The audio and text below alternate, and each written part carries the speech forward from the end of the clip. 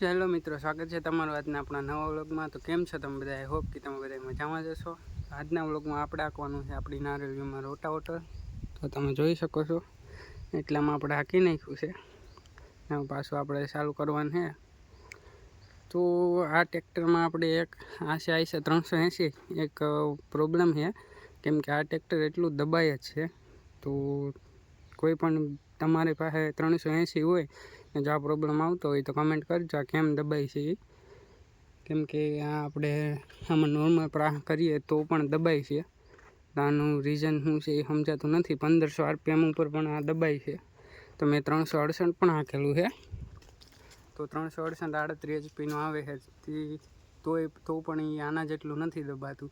આ 42 HP આવે છે તોય દબાય છે। આનું રીઝન શું છે એ ખબર નહીં, પણ આ કેમ દબાય છે રોટાવેટરમાં।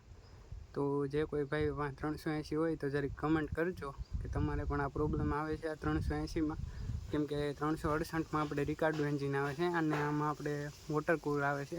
એને હિસાબે કંઈ જો પ્રોબ્લેમ આવતો હોય તો આપણને ખબર નહીં। 368 જો કે એર કૂલ્ડ આવે છે એમાં આપણે એટલું મહેસૂસ નથી થતું કે આના જેટલું દબાય છે એ રોટાવેટરમાં। આ 6 ફૂટનું રોટાવેટર છે, તમે જોઈ શકો છો આ પાછળ। તો હું તમને બતાવું ચાલુ કરીને આ દબાઈ કેટલું।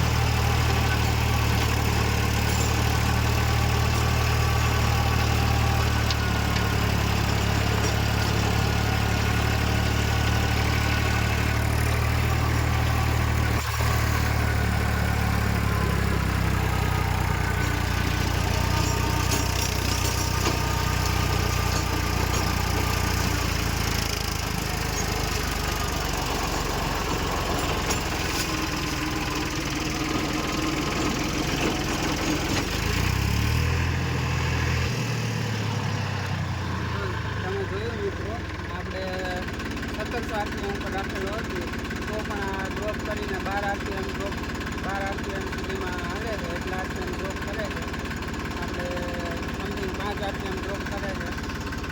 એટલી બધી કંઈ આપણે લીલું પણ નથી કરતા, છતાં એટલું દબાઈ છે। તો આનું પ્રોબ્લેમનું સોલ્યુશન